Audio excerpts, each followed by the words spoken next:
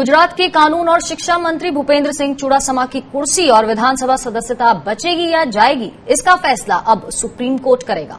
भूपेंद्र सिंह चुड़ासमा की याचिका पर आज सुप्रीम कोर्ट सुनवाई करेगा। चुड़ासमा ने गुजरात हाई कोर्ट के फैसले को सुप्रीम कोर्ट में चुनौती दी है।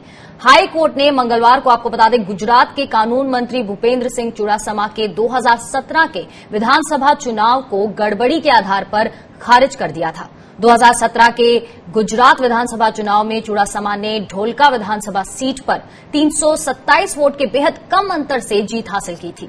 कांग्रेस उम्मीदवार अश्विन राठौर ने चुड़ासमा की जीत को हाईकोर्ट में चुनौती देते हुए याचिका दायर की थी और अश्विन राठौर ने वोटों की गिनती के समय नियमों का उल्लंघन और गड़बड़ी का आरोप लगाया था। और आपको बता दें कि मामले की सुनवाई के दौरान मतगणना के सीसीटीवी फुटेज में चुड़ासमा के निजी सचिव को मतगणना सेंटर के भीतर मोबाइल फोन पर बात करते हुए भी देखा गया था और कोर्ट ने इसको लेकर चुनाव अधिकारी को भी फटकार लगाई थी।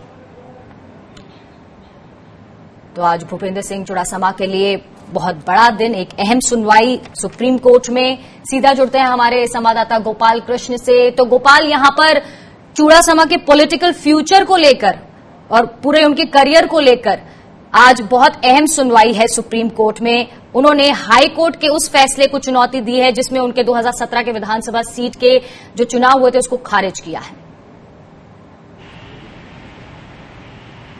जी बिल्कुल रितिका, अभी 2 दिन पहले ही हाई कोर्ट ने, गुजरात हाई कोर्ट ने चुड़ासमा को जो याचिका थी उस पर सुनवाई करते हुए उनके चुनाव को रद्द कर दिया था, क्योंकि 2017 में विधानसभा चुनाव हुआ था।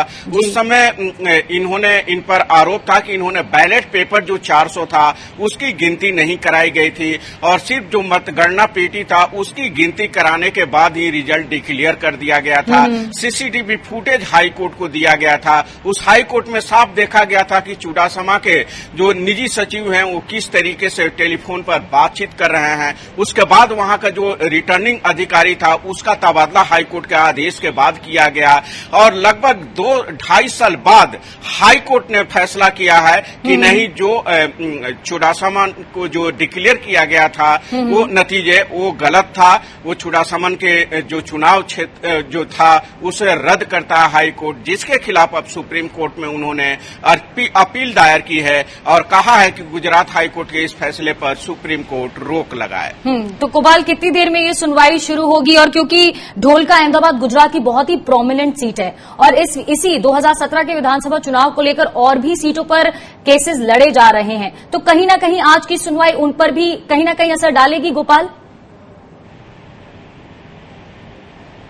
देखिए रितिका, उस चुनाव पर असर नहीं होगा इस मामले को लेकर के, क्योंकि आज अभी सिर्फ अपील दायर की है। पहली बार सुप्रीम कोर्ट यह याचिका पहुंचा है, तो हो सकता है कि supreme court Gujarat high court के फैसले पर रोक लगा दे और जिस कांग्रेस नेता के अपील पर हाई कोर्ट ने चुनाव रद्द किया था उसको नोटिस जारी कर जवाब मांगे। इससे अधिक आज कुछ नहीं हो सकता है। अच्छा। लेकिन हाँ, जरूर चूंकि बहुत ताकतवर चुड़ासमा जो है व्यक्ति हैं, डायरेक्ट जो हमारे प्रधानमंत्री हैं उनसे उनके रिश्ते कहे जाते हैं कि बहुत अच्छे संबंध है एक दूसरे के।